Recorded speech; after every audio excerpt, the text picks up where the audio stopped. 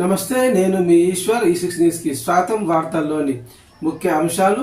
వర్షాకాలం అంటేనే ఖమ్మం నగరం గజగజ వణుకుతుంది. 2-3 రోజులుగా కురుస్తున్న వానతో పలు ప్రాంతాలు నీట మునిగాయి. దీంతో పునరావాస కేంద్రాలకు వెళ్లి తలదాచుకోవాల్సిన పరిస్థితి నెలకొంది.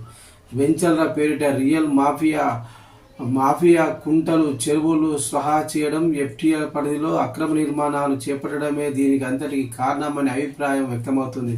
మరోవైపు సరైన ప్రణాళిక లేకుండా సుందరీకరణ, విస్తరణ పేరుతో అనాలోచితంగా గత ప్రభుత్వం చేపట్టిన పనులు కూడా వర్షాకాలంలో నగరవాసులకు నీరు లేకుండా చేసిందనే విమర్శలున్నాయి. రియల్ అక్రమాల ధన దాహానికి మున్నేరు పరివాహక ప్రాంతం కుంచుకుపోయి ఖమ్మం నగరంలో దాదాపు 15 కిలోమీటర్ల మేర మున్నేరు ఎఫ్టీఎల్ పరిధి విస్తరించి ఉంది.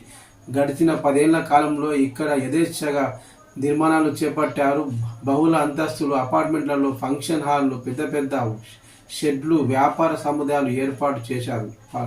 పలుకుబడి ప్రజాప్రతినిధులతో ఉన్న పరిచయాలతో కొందరు రియల్ ఎస్టేట్ వ్యాపారులు అనుమతులు తెచ్చుకోగా నిబంధనలకు విరుద్ధంగా నిర్మాణాలు చేపట్టారు. దీనికి అధికారులు కూడా సహకరించారని ఆరోపణలున్నాయి. అంత తెలిసిన అస్సలు ప్రజాప్రతినిధులు చూడనట్లు వ్యవహరించినట్లు తెలుస్తుంది. ఇప్పుడు ఈ నిర్మాణాలు వరద ప్రవాహానికి అడ్డంకిగా మారి ఇళ్లలోకి నీరు వస్తుందనే విమర్శలు వినవస్తున్నాయి. చెరువులు, కుంటలు కబ్జా చేసి వెంచర్లు చేశారు. ఖమ్మంలోనూ హైడ్రా లాంటి వ్యవస్థను ఏర్పాటు చేసి అక్రమ నిర్మాణాలపై కూడా జల్పించాలని నగరవాసులు విజ్ఞప్తి చేస్తున్నారు.